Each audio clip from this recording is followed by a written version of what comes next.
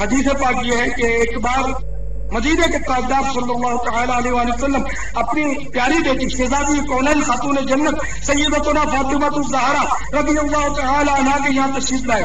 مولا کائنات حضرت سیدنا مولا علی مشکل کشا علی المرتضی شیر خدا کرم اللہ تعالی وجہ الکریم کو وہاں موجود نہ پا کر شہزادی صاحبہ رضی اللہ تعالی عنہا سے ان کے بارے میں استفسار فرمایا اور اس کی مسجد میں گئے. وہاں تشریف لے گئے.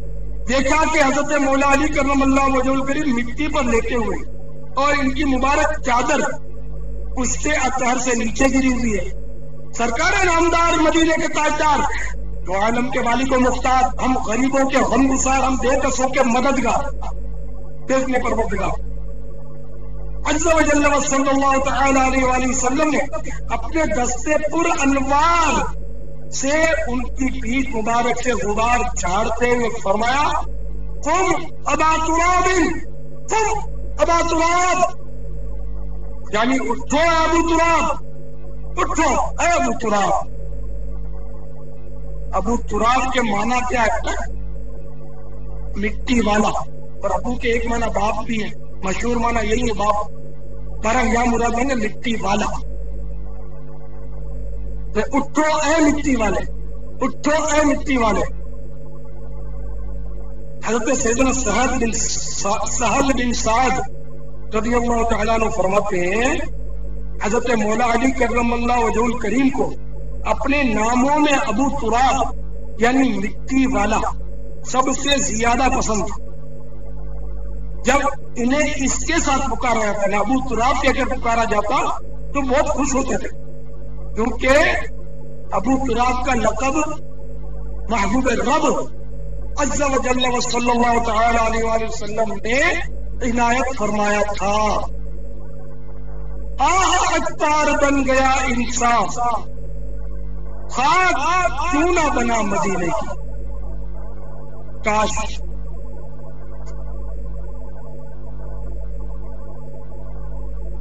تو میرے پیارے پیارے میٹھے صاحب بھائیوں، مٹی تو بالکل ویسے ہی حقیر مانی جاتی ہے، زمین پر قدموں میں آتی رہتی ہے. انسان کی عظمت اور مٹی تو عظمت انسانی کو وسوسے پر غور کیجئے کہ شیطان وسوسہ ڈال رہا ہے کہ کمبخت شیطان عظمت انسانی کو سمجھتا ہے یا میرے پیارے حبیب صلی اللہ تعالی علیہ وآلہ وسلم عظمت انسانی کو سمجھتے ہیں کہ جو ایک اچھے خاصے انسان کو آپ نے مٹی والا فرما دیا. پتا چلا کہ یہ عظمت انسانی کی توہین نہیں ہے.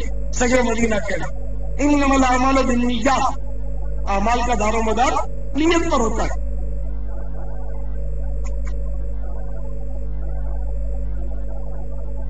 حضرت سیدنا ابو ہریرہ رضی اللہ تعالی عنہ، ان کا اصلی نام شاید ہی کسی کو معلوم ہو، اس لیے کہ حضرت سیدنا علامہ عینی عمدۃ القاری نے فرماتے ہیں کہ حضرت ابو ہریرہ کے نام کے بارے میں تقریباً 30 قول ہے. 30 ان کا نام کیا ہے؟ قریب تر یہ قول ہے کہ ان کا نام عبداللہ یا عبد الرحمن ہے. یہاں بھی مطلب یہ ہے کہ شبہ ہے کہ یا عبد الرحمن ہے یا عبداللہ.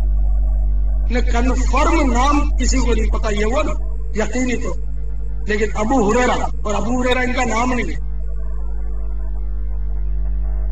یہ نام کیسے پڑا ان کا یہ بھی غور سے سن لیجیے کہ ابو ہریرہ کا لقب جو ہے یہ ان کو بارگاہ رسالت سے آتا ہوں. ابو ہریرہ کے معنی کیا ہے؟ ہریرہ بلی کو بولتے ہیں. اب ہریرہ مانے بلی کا باپ یا بلی والا، دونوں ہی مانا. باپ سے مراد یہ جسمانی باپ تو یقیناً نہیں ہے، بچہ بھی سمجھ سکتا. تو اب دیکھیے کہ بلی سے منسوب نام ہے ابو ہریرہ، بلی والا. انسانی کی معاذ اللہ توہین ہے؟ نہیں، توہین نہیں. تو اسی طرح سگے مدینہ کہلانا بھی کوئی توہین نہیں، بلکہ یہ تو سعادت ہے. میں غلام غلامان احمد میں سجے آستان محمد صلی اللہ تعالی علیہ وآلہ وسلم میں غلامان احمد میں سجے آستان محمد قابل فخر ہے موت میری قابل فخر ہے موت میری قابل رشک ہے میرا جینا قابل فخر ہے موت میری قابل رشک ہے میرا جینا صلو علی النبی.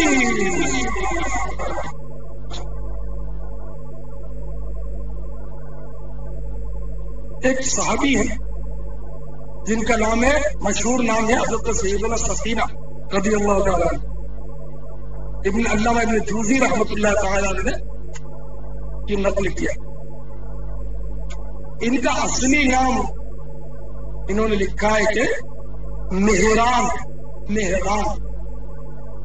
ہمارے یہاں باب الاسلام کو غالباً باب الاسلام کا ایک نام مہران سندھ کا،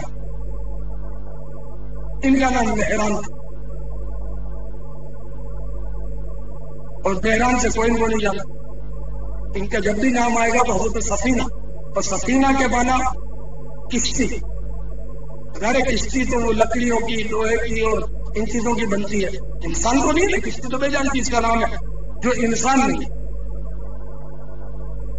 اور اسی لقب سے انہوں نے ماشاءاللہ شہرت پائی ہے.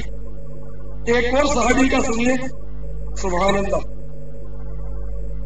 تو حضرت سیدنا مریدہ رضی اللہ تعالیٰ عنہ فرماتے ہیں کہ ایک بار تاجدار رسالت صلی اللہ تعالیٰ علیہ وآلہ وسلم کی معیت میں مجھے سفر کی سعادت ملی ہوئی تھی. تو فقائے سفر سے سامان کا بار اٹھانا دشوار ہو گیا. انہوں نے مجھ پر سامان لادنا شروع کر دیا، مجھ پر ڈالنا شروع کر دیا. اللہ کے پیارے پیارے حبیب لبیب عز و جل و صلی اللہ تعالی علیہ وآلہ وسلم میرے قریب سے گزرے تو فرمایا انت زامنۃ، یعنی تم بوجھ اٹھانے والا اونٹ ہو.